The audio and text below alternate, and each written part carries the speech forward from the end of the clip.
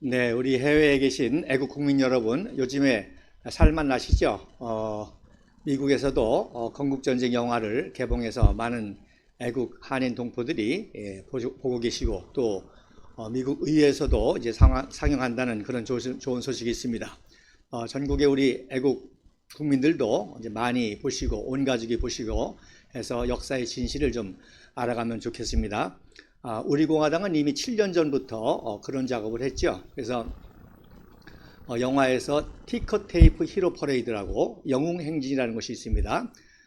뉴욕시 브로드웨이를 관통하는 영웅행진인데, 증권가이기 때문에 이제 증권 종이를 이제 뿌리는, 그러면서 환영해 주는 거기 때문에 티커테이프 히로 퍼레이드라고 그러는데, 우리 공화당 당원들은 이미 봤잖아요. 그 무대에 스크린에 올려가지고 그 영상을 이미 봤습니다. 그런데 이제 최초 공개라고 또 그러죠. 또 이승만 박사가 외국인으로서는 최초로 받았다 그러는데 잘못된 것이죠. 45번째 받으신 것이고, 역대 외국인 원수 중에서 가장 많은 인파가 모인 15만 명이 모인 그런 영웅행진이었습니다. 그래서 그 영웅행진에 대해서도 제가 지난 시간에 강의를 했습니다. 어쨌든지 간에 이제 건국전쟁이 역사적인 진실을 국민들이 알아가는 기회가 됐다고 봅니다. 저는 영화를 이제 2번 보면서 몇 가지 이제 틀린 점, 또 오류, 또 더 중요한 내용들을 이렇게 리뷰를 하는데, 오늘 3번째 시간이 되겠습니다. 역사는 사실이 중요합니다. 그 사실이 좋은 것이든 나쁜 것이든 사실이 영향력이 있고 사실이 위대한 것입니다. 그래서 건국전쟁에서도 여러 가지 역사적인 사실이라고 해서 사진, 영상 같은 것들을 이렇게 보여줬는데, 좀 내용이 틀린 것이 있고 또 연도가 틀린 것이 있고, 그런 것들을 또 수정해서 바로 아는 것이 중요합니다. 자, 그럼 먼저 첫 번째로 사진을 보시면, 건국전쟁 영화에서 초대 재헌의회 국회의원들이라고 해서 사진을 올렸습니다. 이 사진은 재헌의회 국회의원 사진이 아니라 바로 재헌의원을 뽑은 다음에 제일 먼저 헌법을 만들 헌법기초의원 30명을 선발해서 기념 촬영을 한 것입니다. 그러니까 좀 내용이 다르죠. 그냥 초대 재헌의원 하면은 뭐 그런가 보다, 별 의미가 없습니다. 그리고 초대 재헌의원이 200명인데, 자, 그러면 이제 이 역사적 이 사진의 진실의 가치가 떨어지는 거예요. 이거는 정말 또 귀중한 사실이잖아요. 왜? 바로 대한민국의 헌법을 만드는 헌법기초의원 30명을 선발해가지고 초대 국회의장이신 이승만 박사님과 함께 기념 촬영을 한 것입니다. 그래서 제일 먼저 뭘 했는가 하니, 대한민국 국호를 어떻게 정할 것이냐 해서 여러 가지 의견이 나왔는데, 투표를 통해 가지고 대한민국이 17표, 고려共和国 7표, 조선공화국 2표, 또 한국 1표 해서 대한민국이 국호로 채택이 됐습니다. 이런 걸 보면 이제 눈치를 챌 수가 있죠. 즉 대한민국 17표는 바로 이승만 대통령 계열이라는 것을 볼 수가 있고, 다른 사람들은 이제 점점 이승만 대통령과 정적의 관계를 갖게 되는, 정치적인 대적자 역할을 갖게 되는 그러한 인물들이라는 것을 알 수가 있습니다. 또 특이한 것은 초대 헌법 기초의원들이 내각제 헌법으로 만들었습니다. 그럴 수밖에 없는 것도 있죠. 왜냐하면 일본 식민지를 당했고, 또 대부분 일본 유학을 했고, 또 그 당시는 뭐 대통령 중심제가 미국에서 새로 생겼기 때문에 대통령 중심제를 채택한 나라들도 많이 없으니까 당연히 내각 책임제로 헌법을 조성했는데, 초대 의장이신 이승만 대통령이 강력하게 반대해서 바로 북한과 공산주의와 싸워야 되고, 북한과 대체점에 있는 우리 대한민국은 대통령 중심제, 미국식 자유민주주의 3권 분립과 함께 강력한 리더십이 있어야 되는 대통령 중심제를 해야 된다 해서 급하게 대통령 중심제로 바꾸게 됩니다. 그래서 사진에 보면은 제가 확인한 인물들을 빨간 표시를 하고 아랫줄 왼쪽부터 윤석구, 이분이 나중에 이제 최신부 장관 하는데, 이분이 이제 독립운동 자금을 독립운동가들에게 분배했던 아주 그 훌륭한 인물이고요. 그 옆에가 이제 허정, 나중에 사회부 장관, 또 내각수반이 되시죠. 그 다음에 이시영, 또 부통령이 되신 이시영, 그 다음에 이제 헌법기초위원 위원장 서상일, 그리고 초대 국회의장 이승만 박사 등등 쭉 있는데, 바로 낭산 김준현과 최하영 선생님이 급하게 대통령 중심제로 바꿨습니다. 그래서 낭산 김준현 선생 같은 경우는 독일에서 법학을 한 사람으로 사실 여기 있는 분들이 거의 천재라고 보면 됩니다. 일제시대에서도 공부를 많이 해서 거의 천재들이죠. 그러니까 이승만 대통령이 이런 천재들을 데리고 대한민국을 건국했던 것이죠. 어쨌든 낭산 김준현이 바로 대통령 중심제로 만들었고, 또 최하영, 이분은 이제 또 이분도 천재인데 특별히 이제 바둑도 한 5단 정도로 굉장히 고수죠. 이분도 이제 제국대학에서 법학을 한 아주 최고 엘리트 천재인데, 그래서 이승만 대통령의 지시를 받아가지고 대통령 중심제로 바꾼 사건이 있습니다. 이게 왜 중요한 거 하니, 바로 대한민국이 건국될 때부터 어떤 의미에서 대통령 중심제와 내각 책임자의 싸움이 있었다는 거예요. 내각 책임제를 하려는 사람들은 대부분 다 뭐예요? 개인적인 권력 야망과 욕망이 있는 사람들이죠. 뭐 어떤 나라를 잘 되고 이게 아니라 국회의원 해먹고 또 대대손손 자녀들에게 국회 물려주겠다 하는 권력지향적인 사람이 내각제를 주장한 겁니다. 그리고 그 이후로 대한민국 역사가 계속 내각제에 대한 반란이 있었지 않습니까? 그래서 여러분 아시는 대로 탄핵이 왜 일어났어요? 바로 종북 좌파와 내각제 개헌을 해서 국회 권력을 가지려고 했는데, 그래서 탄핵을 했는데 종북 좌파가 가만히 보니까 왜 얘네들하고 권력을 나눠 먹냐? 그냥 또 권력을 차지할 수 있다. 그래서 벚꽃 대선이라는 말이 나오면서 정권을 찬탈한 거죠. 그러니까 재밌어요. 그러니까 권력을 차지하기 위해서 내각제를 하려고 하다가 만약에 권력을 차지할 것 같으면 대통령이 하고 싶은 거예요. 다 한번 대통령이 해보고 싶은 거예요. 그래서 또 대통령제를 다른 나쁜 의미에서 하게 되는 것입니다.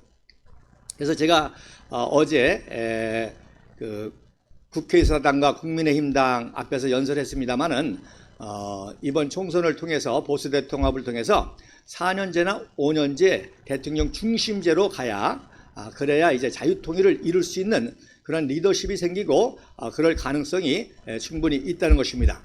그래서 대한민국의 반역의 역사는 내각제의 역사입니다. 자, 그래서 어쨌든 시간에 그렇게 중요한 사진이라는 것을 여러분 아실 수 있고요. 그 다음 사진에 보면, 자, 그 영화에서 토지개혁에 대한 얘기가 많이 나오죠. 토지개혁의 국부 이승만 박사의 위대한 업적이라고 많이 인식을 하고 있는데, 사실 토지개혁은 지극히 작은 업적 중에 하나입니다. 그거보다 더 큰 업적이 있었습니다. 그래서 가장 큰 업적은 이제 한미동맹이죠.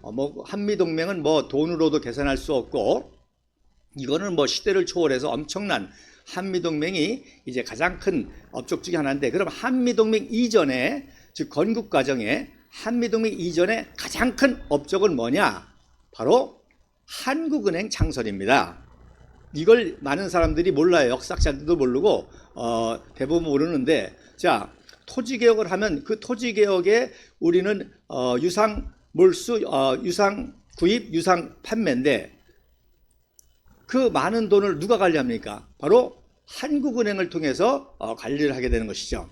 그래서 이승만 대통령의 가장 위대한 업적은 바로 미국의 연방은행, 바로 FRB라고 그러죠.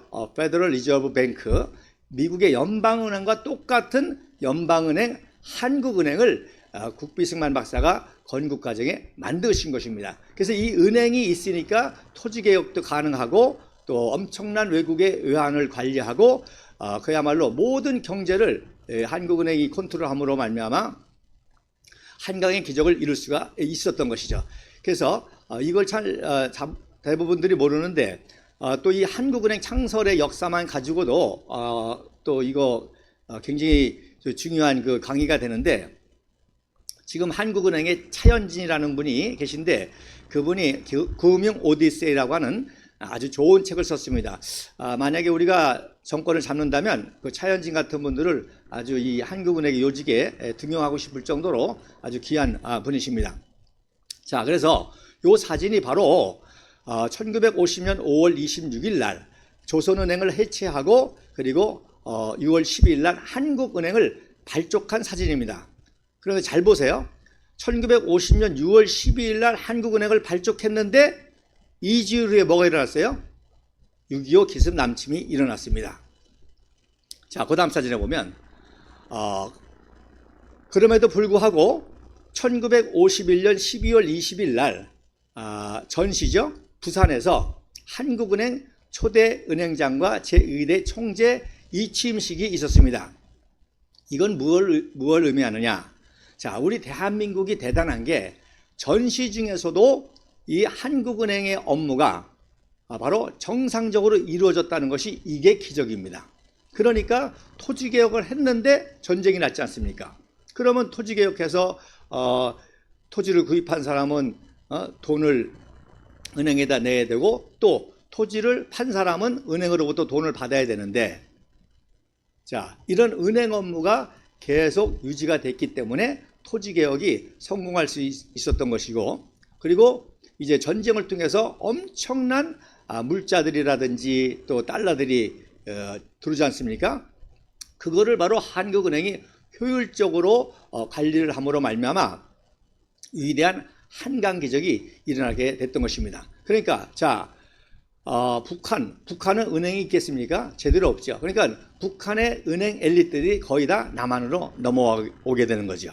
그러니까 북한은 깡통 나라가 되는 거고 남한은 천재의 나라가 되는 것입니다. 그래서 이 건국할 때 미 군정청에서는 이 외환 업무만은 자기네들이 관리를 하려고 했어요. 왜? 미국에서 계속 신생 대한민국을 세워주고 지원하니까 달러들이 들어올 거 아닙니까? 그러니까 달러는 자기네들이 관리하려고 했는데 이것을 이승만 대통령이 뭐 좀 이해를 돕기 위하면 뺏은 거죠. 안 된다. 우리가 해야 되겠다. 그래서 외환 관리를 독자적으로 하면서 또 더욱이 그거를 할 수 있는 연방은행과 같은 한국은행을 만들었는데 자, 여러분 이거는요. 한국은행 만드는 거는 삼성그룹 뭐 반도체 공장 세우고 기업 만드는 거하고는 상대가 안 되는 어려운 작업입니다. 이 고도의 금융 지식을 가지고 고도의 선진 연방은행 시스템을 한국에 세운다. 바로 이승만 박사께서 프린스턴의 인맥을 통해 가지고 다 공짜로 자, 그 최고 엘리트 미국의 최고 금융 엘리트들이 다 무료로 와가지고 아니면 미국에서 도움을 받아가지고 한국에 와서 우리 한국의 금융 엘리트들을 교육시키고 해서 한국은행을 만드는 것이 바로 한미동맹 이전에 최고의 업적이라는 것을 우리 국민들이 또 우리 공화당 당원 동지들은 아실 거예요. 자, 지금도 경제가 그렇지 않습니까?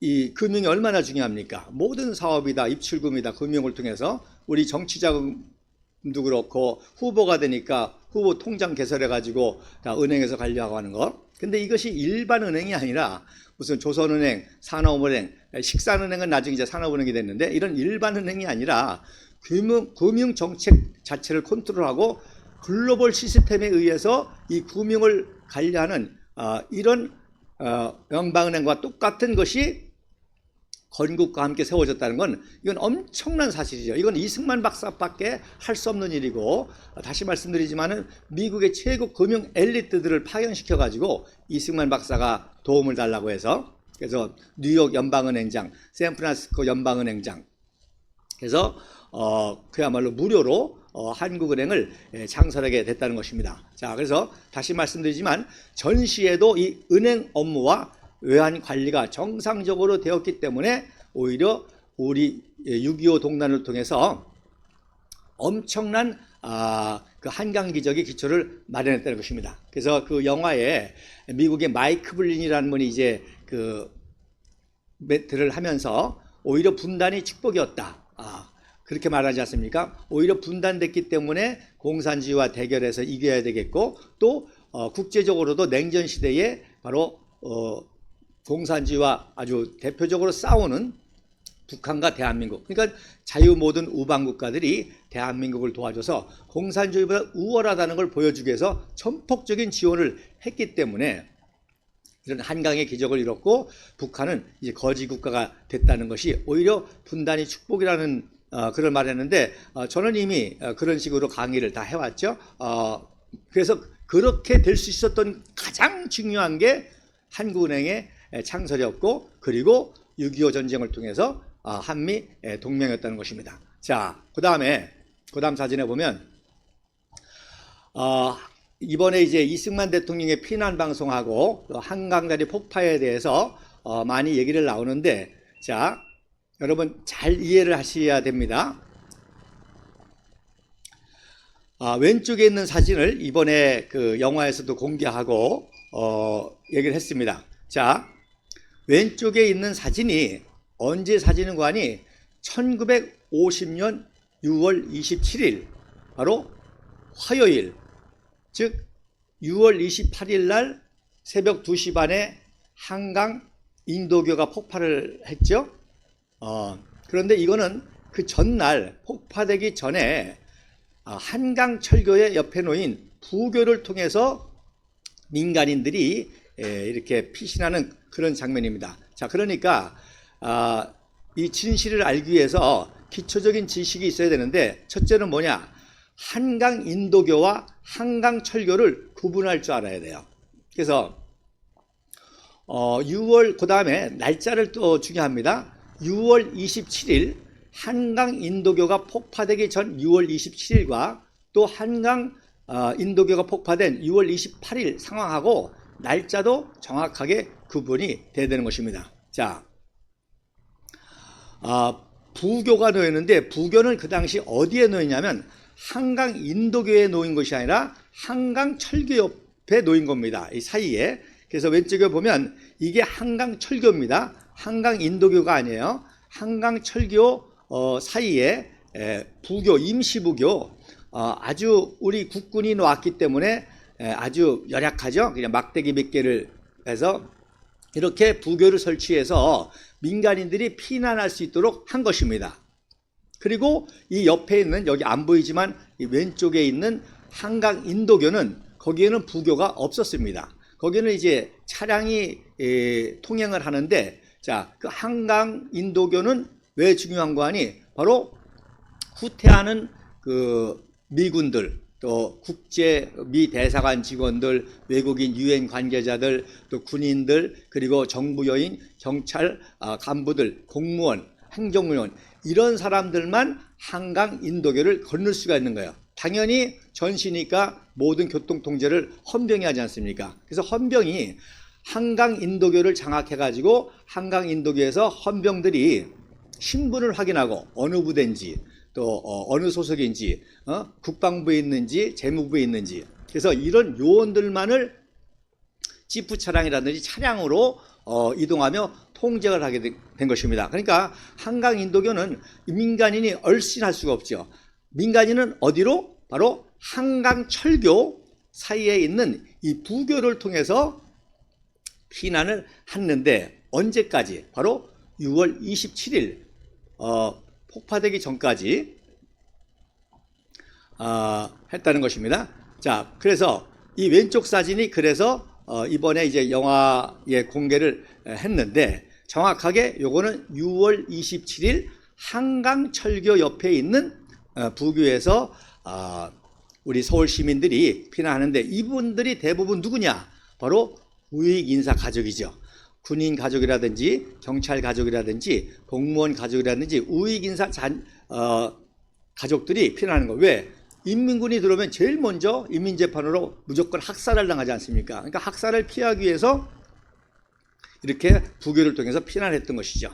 자, 오른쪽에 사진에 보면 이게 이제 그 유명한 종군 기자 칼 마이던스가 촬영한 사진인데, 바로 이제 한강을 건너고 남쪽으로 내려가는데 한 어린아이가 빨개 벗고 물고기를 이제 들고 있는 그런 사진입니다. 그래서 요 왼쪽 사진은 정운국의 이민식 중위가 바로 6월 27일 날 바로 한강 북쪽에서 남쪽을 향해서 촬영한 그런 사진이 되겠습니다. 자, 그 다음 사진에 보면, 그래서 이때 관련된 사진을 제가 다 조사를 했는데, 요게 이제 한강을 건너고 온 다음에 이제 물에 빠진 거 이렇게 말리기도 하고 또 정리해서 가족들이 이제 피난하는 그런 모습이 되겠습니다. 그래서 이제 칼 마이던스는 먼저 한강을 건너와서 반대편에서 이런 사진들을 촬영을 했던 것이죠. 자, 그 다음 사진에 보면, 그래서 이제 소 달구지에다가 이렇게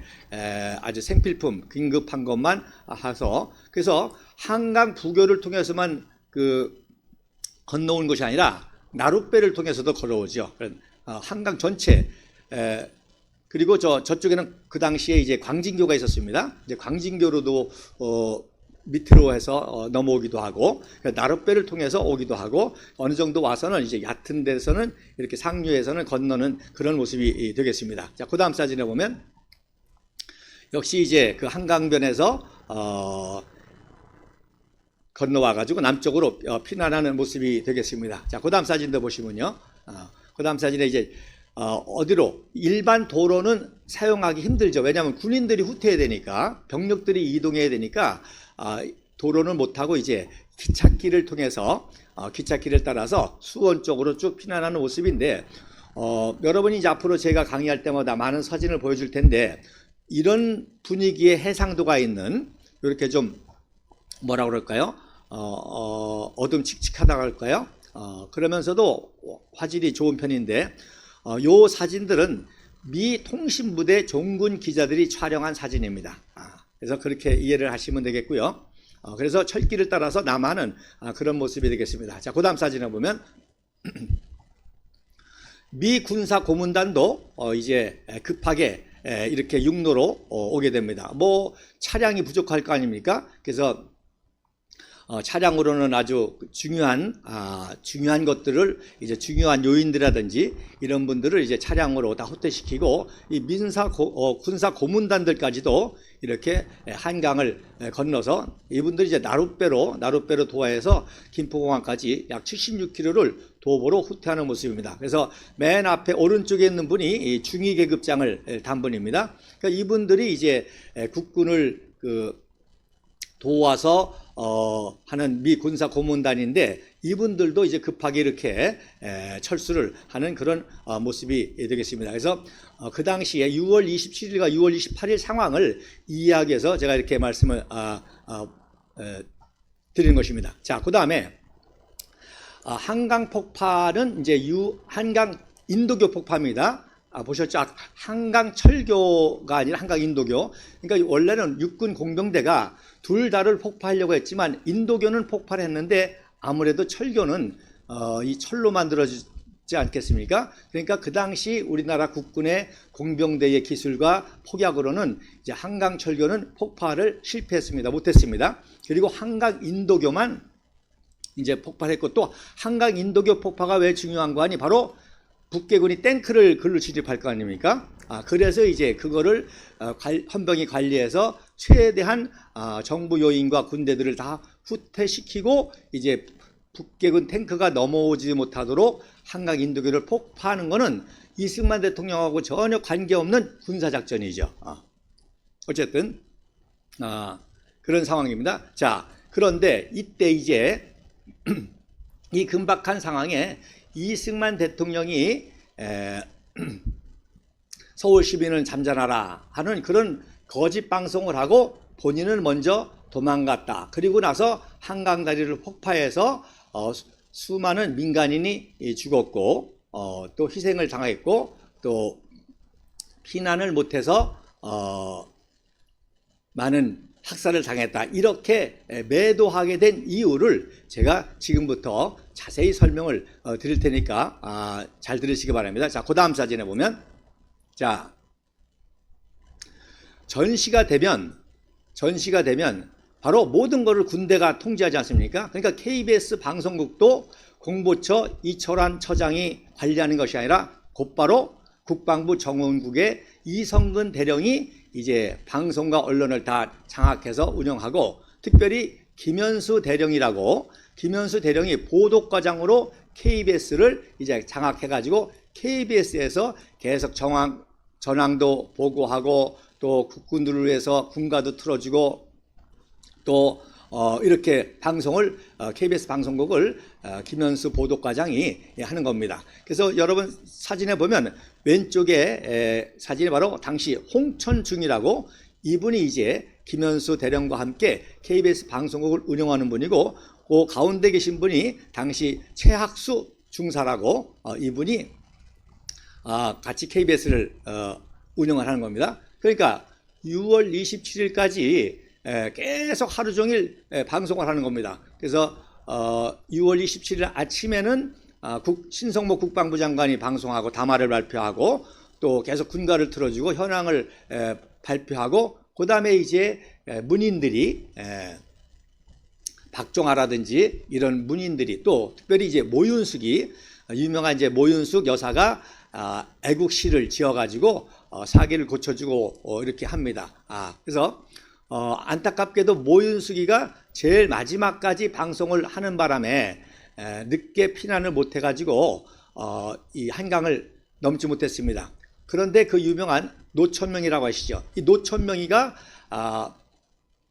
빨갱이하고 관련이 돼가지고 노천명이가 신고를 해가지고 모윤숙이가 체포될 위기가 있으니까 이제 저 시골까지 피신한 그 사건이 바로 모윤숙 사건입니다. 자, 이승만 대통령께서도 6월 27일 날 이제 미국의 무초대사와 등등 긴박한 상황이 있으니까 이제 권고를 받아가지고 피신합니다. 그래서 피신을 하다가 일단 대전에서 임시 수도를 만들고 약 8시경에 임시 수도 대전에서 8시경에 무초대사와 또 노블 참사관과 또 그 당시 충남도지사 이영진 관사에서 이승만 대통령이 트루먼 대통령하고도 이제 그동안 소통하고 메가더 원수하고 소통하면서 내가 방송을 좀 해야 될 필요가 있다.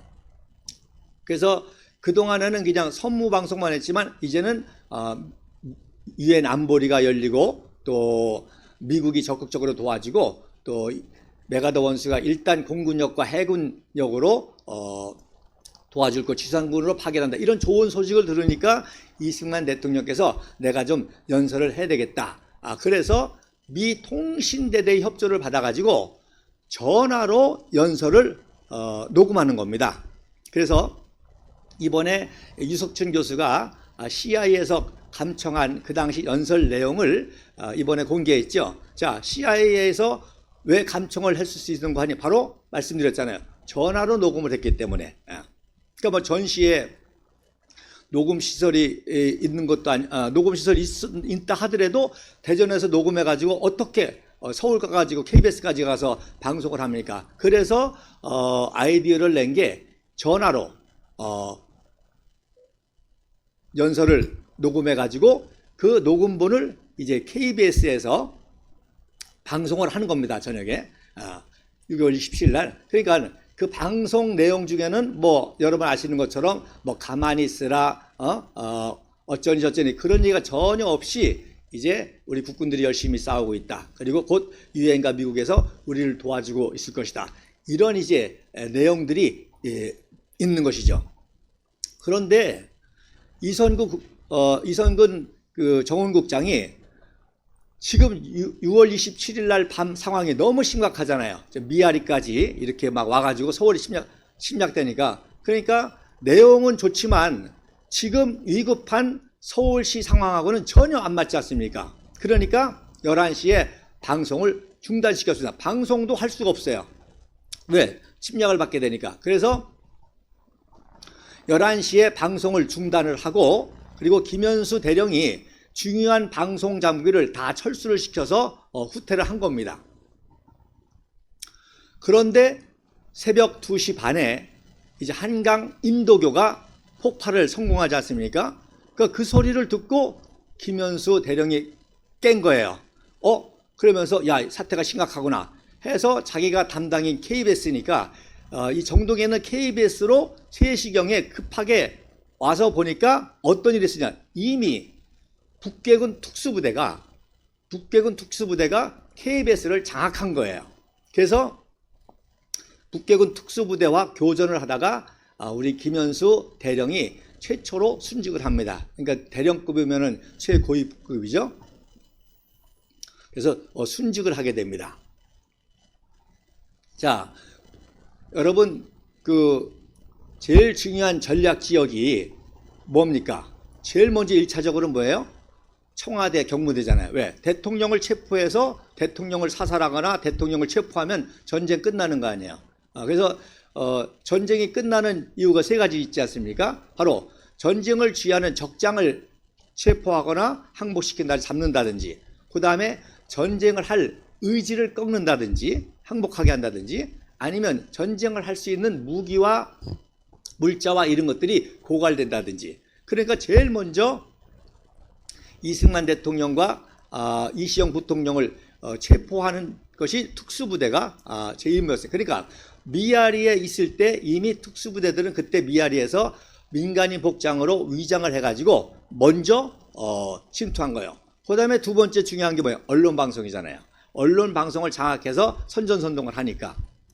그래서 이제 KBS를 침투해서 KBS를 장악을 한 겁니다. 근데 말씀드린 것처럼 김현수 대령이 뭔가 예감이 이상하다 해서 KBS에 갔다가 거기서 교전에서 순직을 하게 되고, 그래도 미리 모든 중요한 장비라든지 이런 것들을 다 해놨기 때문에 그걸 철수를 시키게 되죠. 자, 이제 중요한 얘기입니다. 자, 이 KBS에서 방송을 만들어 가지고 KBS 보내는 게 아니에요. 신촌 연희 거기 송신소가 있어서 글로 보내면 거기서 이제 전국적으로 방송을 하는 거거든요. 그러니까 연희 송신소도 이제 저녁 11시부터 방송이 끝났으니까 계속 새벽까지 그냥 군가만 틀어주고 있었습니다. 자, 그런데 일곱시경부터 무슨 일이 있었는 거 아니? 바로 북한의 특수부대가 평양에서 녹음한 테이프를 가져가지고 7시부터 하루 종일 방송을 하는데, 그 방송 내용이 바로 이승만 대통령 명의로 서울 시민은 잠잠하고 가만히 있으라, 또 조금 있으면 평양에서 냉면 먹고 압록강에서 피 묻은 칼을 씻을 것이다. 이거는 이승만 대통령 용어가 아니라 신성모 국방부 장관의 용어였습니다. 신성모 국방부 장관이 그 전에 가끔 그런 말을 했거든요. 평양에서 냉면 먹고 압록강에서 쓰는다. 그러니까 그거를 북한 놈들이 잘 아니까 그런 식으로 해서 방송했는데, 누가 했느냐? 바로 평양방송국의 강찬선 아나운서가 한 녹음본을 가져왔다는 거예요. 자, 이해가 되시겠어요? 자, 외무부 장관 강경화 아시죠? 강경화 아버지가 바로 강창선인데, 강창선은 그 당시 평양방송국의 최고 엘리트 아나운서였습니다.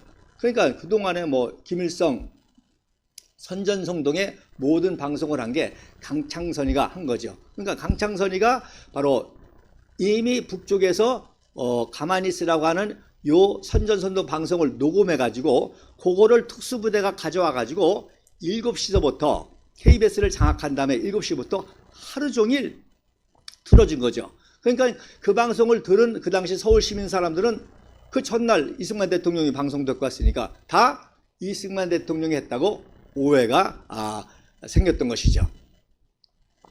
그래서 여러분 임종덕이라는 분 아시죠? 임종덕, 미국의 안보보좌관 하신 분인데, 그 임종덕이라는 분도 그 당시 국민학생이었거든요. 그 방송을 들어서 기억하고 있는데, 그런 사실을 모르고 이분도 거기에서 그 당시 어렸을 때 들었으니까 나중에 정부가 거짓말했다고, 이승만 대통령이 거짓말했다고 그렇게 이해를 하시더라고요. 그래서 자, KBS 방송국 여러분, 빨갱이들이 6.25 전후에 다 도망갔겠죠. 그랬는데 6.25 기습 남침이다니까 다 스물스물 올라오는 것처럼 바로 특수부대가 KBS를 장악하는 순간 바로 도망갔던 KBS의 빨갱이들이 다시 와가지고 방송을 재개했는데, 제일 먼저 뭘 했냐? 바로 강창선 아나운서 평양에서 녹음해온 거를 하루 종일 틀어줬어요. 그리고 이제 서울이 점령되지 않습니까? 그래서 그 영화에 여러분 건국전쟁 영화에도 멘트가 나오죠. 서울이 드디어 정념됐습니다. 그게 바로 강창선 아나운서의 목소리입니다. 그리고 그 다음에 여자 아나운서가 서울에 계신 시민 여러분 드디어 조선을 해방했습니다. 이런 방송이 나오죠. 이 방송도 제가 추측하기로는 평양에서 직접 와가지고 방송했다기보다는 이것도 평양에서 녹음한 거를 가져와서 서울을 점령하자마자 틀어줬던 것으로 그렇게 추정을 합니다. 자, 이제 방송의 진실을 알았죠. 그러니까 종북 좌파들이 또 그 당시 국민들도 속았던 거죠, 많이. 그래서 이런 역사를 오늘 이제 제가 그동안에는 이제 뭐 우리 집회에서든지 제가 우리 공화당에서는 많이 얘기를 했지만 이렇게 공식적으로 이 건국 전쟁 영화와 함께 이것이 이제 많이 알려졌기 때문에 이 진실을 공개합니다. 그래서 제가 이번에 이제 광진구 을 국회의원 예비 후보도 했는데 제가 만약에 국회의원이 된다고 한다면은 이유는 단 하나예요. 바로 이런 진실을 국회에서 전 국민들에게 공개를 해야 된다는 겁니다. 그동안 우리가 수없이 집회를 하면서 무대 스크린에 올려가지고 영상도 보고 다 했지만 언론 방송이 관심을 갖지 않고 하는 것이 안타깝지 않습니까? 근데 이번에 영화라는 문화 콘텐츠를 통해서 급속하게 펼쳐지는데 만약에 국회에서 국회의사당에서 PPT를 띄워놓고 국회에서 방송하게 될 때에 전 국민들이 다 이런 진실을 알 수가 있는 것이죠. 자, 그 다음 사진에 보면 그래서 그 다음 사진 이게 바로 김현수 대령의 모습이고 그래서 국부 이승만 박사께서 준장으로 추서를 하시죠. 자, 그 다음에 중요한 것이 어디예요? 언론방송 아닙니까? 그래서 특별히 조선일보를 타겟해가지고 그 유명한 조선일보 호외입니다. 인민군 서울 입성, 미국 대사관 등을 완전 해방. 자, 그래서 요것도 그동안에 조선일보가 이렇게 빨갱이짓 됐다. 조선일보가 서울 점령 호외를 발행했다. 자, 이 동판을 특수부대가 북한에서 만들어 가지고 오는 겁니다. 북한의 해방일보에서 이 동판을 미리 만들어 가지고 아까 말씀드린 특수부대가 가지고 와서 미아리에서 청와대 팀, 또 KBS 팀, 조선일보 팀 들어가서 조선일보 윤절기를 도는 거죠. 마찬가지로 조선일보의 빨갱이들이 다 도망갔다가 이제 특수부대가 장악하니까 다시 와가지고 그 특수부대와 함께 윤전기를 돌려가지고 여러분 신문을 발행하는 게 아무리 특수부대가 됩니까? 특수부대가 신문을 발행할 수가 있어요? 그래서 동판을만 가져오기로 했지. 누가? 바로 빨갱이들이 나와가지고 조선일보를 돌려서 이 호해를 한 겁니다. 자, 왼쪽에 보면 조선민주주의 인민공화국 만세, 우리 민족에 경애하는 수령인 김일성 장군 만세, 지시를 절대 신임하라. 이게 조선일보가 아니라 바로 해방일보에서 동판을 만들어서 특수부대가 가져온 거죠. 그래서 1950년 6월 28일 날 2시에 새벽 2시에 북계군 제105전차여단 107연대 선봉 제1대 대장 김영소자의 특수부대가 민간인 복장으로 위장을 해가지고 말씀드린 대로 온 거죠. 자, 그 다음에 또 한 군데 어디로 가겠습니까? 제가 아까 말씀드렸죠. 어디로 가야 돼요? 한국은행이죠. 한국은행. 한국은행에 금이라든지 은계라든지 달러라든지 엄청난 자산들이 있을 거 아닙니까? 그래서 그 자산들을 탈취하러 한국은행에 들어갔는데 금고를 열어보니까 종이만 한 장 딸랑 있는 거예요. 뭐냐? 바로 국방부 2차관 김일환이 모든 걸 수령했다고 하는 영수증만 놓고 간 거죠.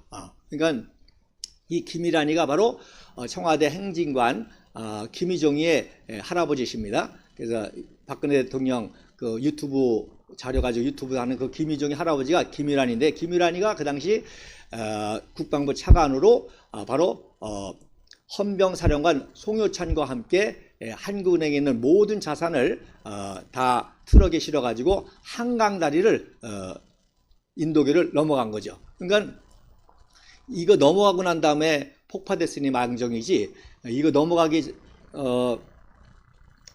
넘어가기 전에 한강다리가 폭파됐으면 큰일 나는 거죠. 그래서 한국은행도 이제 안전하게 모든 자산을 이제 이렇게 하게 됩니다. 그래서 김일성이가 얼마나 열받았을 거예요. 이놈의 새끼들은 또 돈 욕심이 많아가지고 그래서 금괴를 탈취를 못했다니까 너무 발다발했죠. 그래서 소문을 냈습니다. 뭐라고? 김인환이가 금괴를 다 도둑질해 갔다. 이렇게 이제 소문을 내죠. 자, 그 다음 사진에 보면, 자, 이게 또 중요한 사진입니다. 자, 이시영 부통령. 자, 그러니까 북한의 기습남침 때 북한의 제일 목표는 뭐예요? 이승만 잡는 겁니다. 이승만을 피신하지 못하게 해서 이승만을 체포하거나 사살하거나 하면은 전쟁 끝나는 거 아니에요. 그런데 이승만 대통령은 워낙 프란체스카 여사가 옆에서 비서 역할을 하고 있기 때문에 거기는 공작이 들어가기 쉽지 않습니다. 그런데 이시영 부통령은 어디 파예요? 상해파잖아요. 그 상해파의 거의 절반이 빨갱이들 아니에요. 그러니까 북한에서 간첩을 이시영 부통령 집에 보낸 겁니다. 그래서 보니까 옛날에 상해에서 같이 임시정부 그 활동을 하던 사람이거든요. 그래서 이분이 이제 요놈이 이시영 부통령을 꼬셔가지고 피난하지 말라고 공작을 시켰죠. 그런데다가 또 이시영 대통령도 아주 고지식한 그 분이니까 피난 안 한다고 내가 죽어도 여기서 죽겠다고 그런 식으로 이제 땡깡을 부린 겁니다.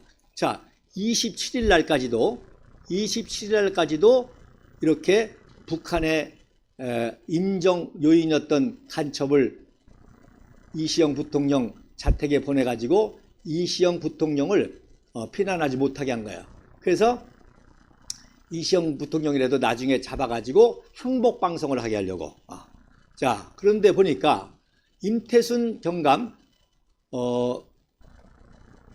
이시영 부통령을 경호하는 임태순 경감은 뭐 이 사람은 뭐 똑똑하고 앉아나. 그러니까 피난을 시키려고 하는데도 이시영 부통령이 막무가내를 하니까 새벽 2시경에 6월 28일 날 새벽 2시경에 이시영 부통령을 강제로 지금 그날 비가 많이 왔던 모양이에요.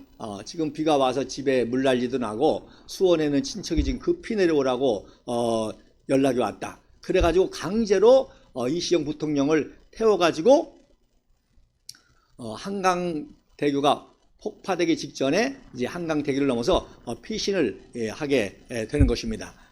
자, 그래서 요 사진은 뭐 그 당시 사진을 구할 수가 없죠. 힘들죠. 요 사진은 이제 무사히 이시영 부통령이 이제 탈출해가지고 이제 그 미군의 협조를 받아가지고 우리 국군 부대를 이제 입문하는 그런 모습이 되겠습니다.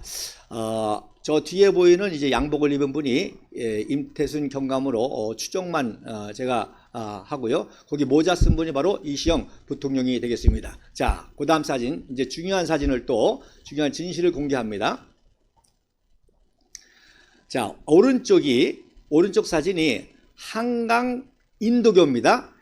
여러분 잘 보시면 한강 인도교는 이제 둥그렇게 돼 있고 한강 철교는 약간 각이 졌기 때문에 이제 구분할 수 있을 거예요. 그래서 이 한강 인도교가 폭파된 그런 모습인데 이 사진은 언제쯤 사진이냐? 바로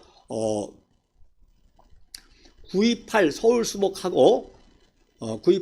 수복하고 이제 피난 갔던 서울 시민들이 부교를 통해서 올라오는 겁니다. 자, 그러니까 한강 인도교가 폭파될 당시는 부교가 없었습니다. 부교는 어디 있었다고 그랬죠? 한강 철교 쪽에 있다고 그랬습니다. 그런데 이제 서울을 수복하고 나니까 한강 인도교 쪽에도 부교를 놔서 피난 갔던 시민들이 돌아올 수 있도록 그렇게 한 것입니다. 그래서 이 사진은 9월 28일 날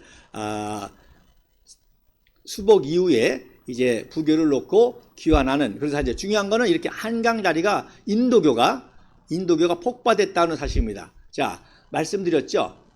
한국 인도교는 군인이나 경찰이나 정부 요인들만이 헌병이 검문을 해가지고 신원이 확인된 사람들만 차량을 통과시키는 거예요. 자, 새벽 2시에 한강 인도교를 폭발을 성공했는데 이 성공이라는 말이 굉장히 중요합니다. 왜? 성공을 했기 때문에 북계군이 탱크 부대가 신속하게 남하할 수 없게 만들었죠. 남하를 저지했죠. 그래서 북한군이 서울을 점령하고도 3일 동안 서울을 체류한 사건을 가지고 여러 가지 말들이 많은데 직접적으로는 뭐예요? 한강 인도교가 폭파됐는데 어떻게 내려가요? 그러니까 김일성이가 얼마나 무식한 전쟁인관이 도와 장비도 준비 안 한 겁니다. 그러니까 자기네들은 3일이면 끝날 줄 아는 거예요. 3일이면은 이승만 대통령을 죽이든 이시영 대통령을 체포하든 또 포위를 해가지고 2군단에서부터 이렇게 포위를 해가지고 춘천에서부터 내려와가지고 포위해가지고 전쟁이 끝날 줄 알았다. 그러니까 도와 장비도 안 가지고 온 겁니다. 근데 서울을 점령했는데 이미 다 피난을 했고 신속하게 남하를 해야 되는데 도하 장비가 없으니 어떻게 도하를 합니까? 그래서 도하 장비 평양에서부터 오는 거 기다리고 그거 설치하고 하느라고 3일 동안 있었던 것이죠. 그리고 여기와 관련해 가지고 또 중요한 말씀. 자, 27일 날 이승만 대통령의 이 선무 방송이 저 춘천에까지 이 방송이 되면서 춘천의 육사단 김종호 준장과 우리 병사들이 굉장히 그분들은 고무가 된 거예요. 그래서 당연히 우리가 패배한 얘기를 안 할 거 아닙니까? 그래도 옹진 전투에서 잘 싸운 얘기, 이런 얘기 하면서 격려해지는 그런 연설을 하니까 춘천에서는 진짜인 줄 알고 야, 우리도 그러면은 해야 되겠다. 그래서 사기가 춘천해 가지고 바로 북계군 2군단을 막아낸 비결이 바로 이승만 대통령의 그 선무방송 때문이었다는 참 아이러니한 또 기적이 일어난 것입니다. 자, 그런데 어쨌든지 간에 그래서 경찰이 또 제일 나중에 피난하게 됩니다. 왜냐하면 치안 질서를 유지하고 또 국군을 도와서 전쟁도 해야 되고 하니까, 그러니까 국군들은 대부분 이제 한강다리 외에 이제 자기 작전 지역이 있으니까 거기서 이렇게 아까 보셨잖아요. 그 미 군사 고문단도 이 한강 인도교를 통해서 온 것이 아니라 어디 나룻배를 통해서 건너서 김포공항까지 간 거잖아요. 그러니까 이 한강 인도교는 거의 정부 요인들, 뭐 국회의원이라든지 뭐 행정부 관리라든지 신원이 확인되는 사람들, 그 다음에 이제 경찰들, 이런 분들이 이제 건너가게 됐던 것이죠. 그래서 이 서울시경의 사찰과장 최우나 경무관이라는 분이, 이분이 이제 뒤늦게 자기 사찰과 팀하고 한강에 2시 한 22분 정도에 이제 도착을 한 겁니다.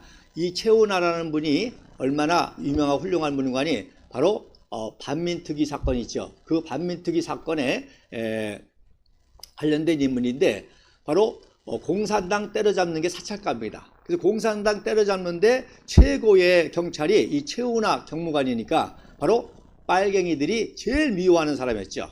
그러니까 반민족 특위라는 걸 만들어 가지고 최우나까지 자기네들 마음대로 체포해 가지고 신문하고 고문하니까 경찰이 열받아 가지고 그 조사하는 특경대를 해체시킨 거죠.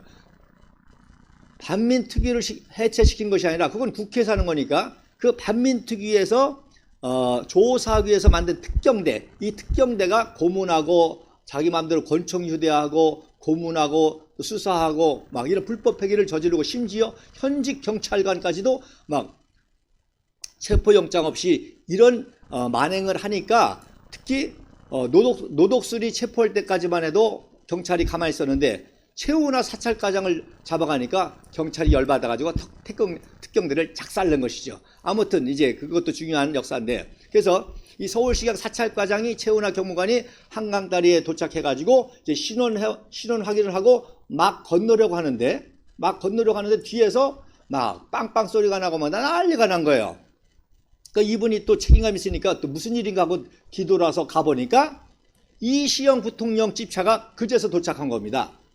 그러니까 최우나 경무관이 헌병하고 얘기해가지고 이분은 이시영 부통령 맞다, 그리고 일행이다 해서 이시영 부통령 일행을 먼저 보내고 자기가 뒤늦게 가다가 2시 반에 폭발을 해서 순직을 하게 됩니다. 그래서 이때 약 650명의 이제 정부 요인들과 차량 50대가 파괴가 됩니다. 그러니까 건국전쟁에서 이번에 유석춘 교수하고 600명 죽은 것이 다 거짓말이 드러났다. 민간인이 죽은 건 아니지만 민간인은 한강 인도교회는 없었죠. 그 부교도 없었으니까. 그래서 진실을 알아야 되는 겁니다. 그래서 이 한강 인도교가 폭발할 당시에 돌아가신 분은 건너는 중에 돌아가신 분은 거의 다 우위 인사들로 다 순국한 분이죠. 그래서 최우나 경무관도 이때 순직을 합니다. 그래서 이 사실을 모르기 때문에 지금까지도 약 600명 정도는 다 납북돼서 죽은 줄로 알아요. 이때 돌아가신 그 사건을 잘 모르니까. 그래서 왼쪽에 계신 분이 바로 최우나 경무관, 이 한강다리 폭파할 때 2시 30분에 이시영 부통령을 먼저 건너게 해주고 순직하신. 그러니까 이런 분이 친일파예요? 아니죠. 이런 분이야 정말 의인이고 강직하고 그런 분이죠. 그런데 빨갱이 잡는데 앞장섰다고 다 친일파로 매도하는 게 종북 좌파들의 이야기입니다. 자, 그 다음 사진에 보면 또 하나 사진, 제가 한강다리가 폭파된 사진을 이제 구했는데, 이것도 날짜가 어느 정도게 되느냐면 한강다리가 폭파된 이후에 이것도 서울 수복쯤에 이제 한강다리의 모습을 제가 추정을 합니다. 나룻배도 있죠. 그래서 저 오른쪽에 이제 부교가 약간 이제 보기도 하고, 요 사진은 이제 그러니까 부교 막 설치할 때 사진 같아요. 구입할 수복. 그러니까 그 폭파된 잔해도 기장 이렇게 보이죠. 자, 그래서 어쨌든지 간에 이렇게 한강 인도교가 폭파가 되니까 이제 나룻배라든지 이런 걸 통해서 국군들도 후퇴하고 해서, 오른쪽에 보면 이제 우리 국군 병사가 아마 수도사단이나 1사단이나 제2사단 장병인데 군화를 벗고 민간인들하고 후퇴하는 그런 모습이 되겠습니다. 자, 그 다음 사진에 보면, 자, 그래서 다시 정리를 합니다.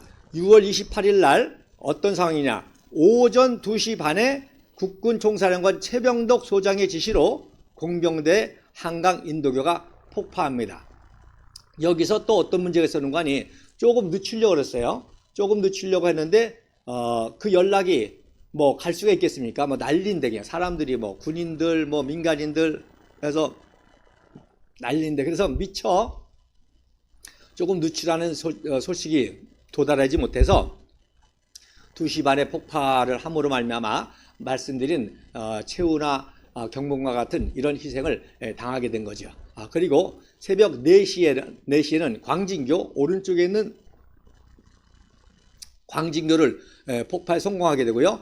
오전 11시 반쯤에 이제 서울을 점령한 북괴군이 한강다리에 도착했는데, 도착해 보니까 어떻게 됐어요? 인도교에 다리가 끊겼죠. 그러니까 남침을 할 수가 없고 3일 동안 정체가 됐던 것이죠. 자, 그런데 오른쪽의 사진을 이번 건국전쟁에서 보여주면서 한강다리 폭파라고 그렇게 했는데, 자, 이게 한강다리, 말씀은 제가 계속 드린 것처럼 오른쪽에 보세요. 이미 끊어졌죠? 이게 바로 새벽 2시 반에 한강 인도교가 폭파된 모습입니다. 그리고 왼쪽에 한강철교, 말씀드렸죠? 우리 국군의 공병대가 폭파에 실패하고 폭발을 못했던 거를 지금 급하지 않습니까? 그러니까 미 제5공군이 9시경에 폭파하는 그런 장면이 되겠습니다. 그래서 건국전쟁에서도 그냥 한강다리 폭파라고 해서 이 사진 하나만 덜렁 났는데, 그렇게 되면 이제 오해가 되는 거죠. 그래서 이거는 한강철교를 미 5공군이 국군이 못하니까 이제 폭격을 해서 폭발을 시키는 건데, 당연히 이때 옆에 뭐가 있었다 그랬어요? 부교가 있다고 그러지 않습니까? 그 부교도 이제 폭파가 되겠죠. 그리고 얼마나 긴급한 상황이에요. 그러니까 참 미군이 다른 게, 미군은 참 모든 걸 전쟁을 해도 신사적으로 합니다.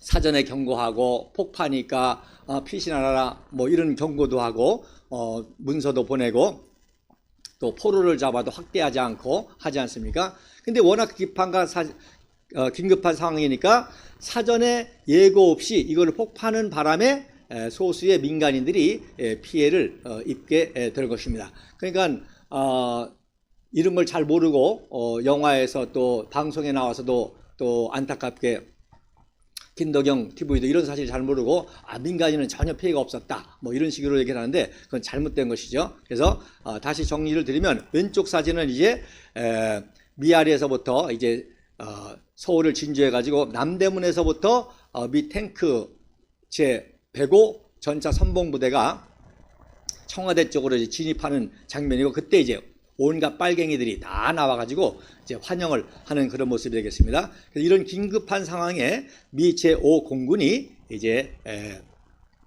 폭파한 장면이 되겠습니다. 그래서 여러분 보시면 이 밑에 쪽이 영등포 쪽이고 저 위쪽이 용산 쪽이 되겠습니다. 자, 그 다음 사진에 보면 이게 바로 한강철교가 폭파 성공한 후의 모습이 되겠습니다. 그래서 영등포 쪽에서 촬영한 거예요. 이미 이제 피난 건너와가지고 그 다음 사진에 보면 한 장 더 보시면 이제 폭파하는 장면이 보이죠. 연기가 보이고 영등포 쪽 우리 당사가 있는 저희 장사가 있는 이쪽에서 이제 한강다리 폭파가 된 것입니다. 자, 그러면 요거까지만 하고 또 다음 주에 시간에 그 다음 사진 설명하고 말씀드리겠습니다. 자, 이렇게 인도교와 한강철교가 폭파가 됐기 때문에 그 다음날 6월 29일 날 메가더가 수원에 도착해가지고 서울까지 올라와서 한강변을 시찰할 수가 있었던 것이죠. 이해가 되시겠습니까? 그러니까 북한 놈들은 이제 부교도 제대로 가져오지 않아가지고 부교도 못 놓고 하니까 서울에 묶여 있고 한강을 도하할 수 없는 상황이기 때문에, 그래서 그 다음날 6월 29일 날 메가더 원수가 수원에서 내려서 이승만 대통령을 만나고 그리고 집차로 영등포로 해서 대방동으로 해가지고 이렇게 한강변까지 와서 전선을 시찰할 수가 있었던 것이죠. 그러니까 한강다리 폭파는 군사작전의 측면에서 봐야지 무슨 뭐 이승만 대통령이 폭파시켰다, 그건 말도 안 되는 얘기죠. 자, 그래서 그 유명한 메가더 원수와 우리 장병과의 얘기가 있지 않습니까? 이게 바로 원본이 되겠습니다. 자, 그래서 왼쪽에 법무참모 휘트니, 그 다음에 정보참모 웰로비, 그 다음에 군사고문단 부단장 로보츠 대령. 로보츠 대령은요 너무 위험하다고 한강 가지 말라 그랬어요. 막 가는 중에 막 로켓 부탄이 터지고 요 옆에 맥주 공장이 있었는데 거기에 막 그 당시 그 수도사단 연대장 서종철 연대장이 있었는데 막 거기에 포탄이 떨어지고 하니까 로보츠 대령은 각하 위험합니다. 가지 말아야 됩니다. 하는데 메가더 원수가 여기까지 왔던 거죠.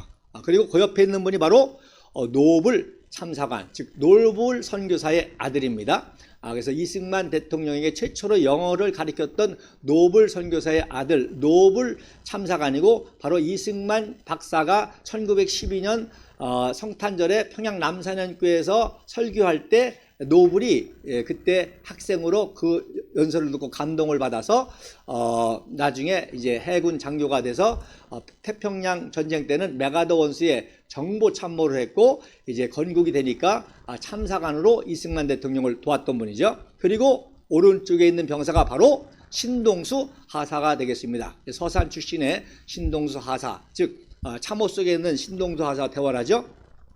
언제까지 참호 속에 있을 작정인가? 그랬더니 신동수 하사가 장군과 저는 군인입니다. 상관 철수 명령이 있거나 아니면 죽음으로 사수할 것입니다. 그래서 메가더 원수가 한국군의 사기가 높다, 싸울만하다 해서 미군의 참전을 결정했다는 겁니까? 바로 그 장면이 되겠습니다. 그래서 신동수 하사와 대화하는 장면이고, 오른쪽에 있는 분이 바로 시흥 전투사령부의 참모장 통역을 하는 김종갑 대령이 되겠습니다. 그래서 이렇게 한강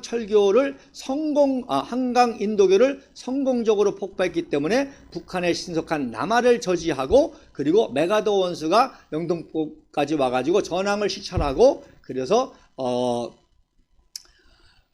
지상군 투입을 결정하면서 인천 상륙작전으로 전세를 뒤집을 이런 모든 계획을 하게 된 그런 계기가 됐다고 하는 것입니다. 자, 오늘 두 가지 중요한 영화를 보고 많은 분들이 또 이 이승만 대통령의 연설과 또 한강 인도교 폭파의 진실을 알긴 알았지만 잘못 알아서 민간인은 죽은 적이 없다, 이 사진이 증거다, 뭐 이렇게 얘기를 하는데 그런 진실을 바로 알 수 있기를 바라며 다음 주 시간에 또 145태 때도 똑같이 한강을 건너죠. 그때는 부교가 어디 있었느냐? 한강 인도교에 있었습니다.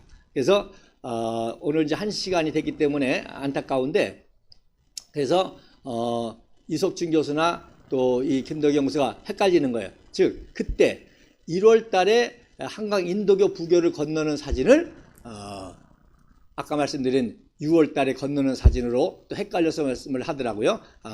다음 주 시간에 계속 말씀을 드리도록 하겠습니다. 감사합니다.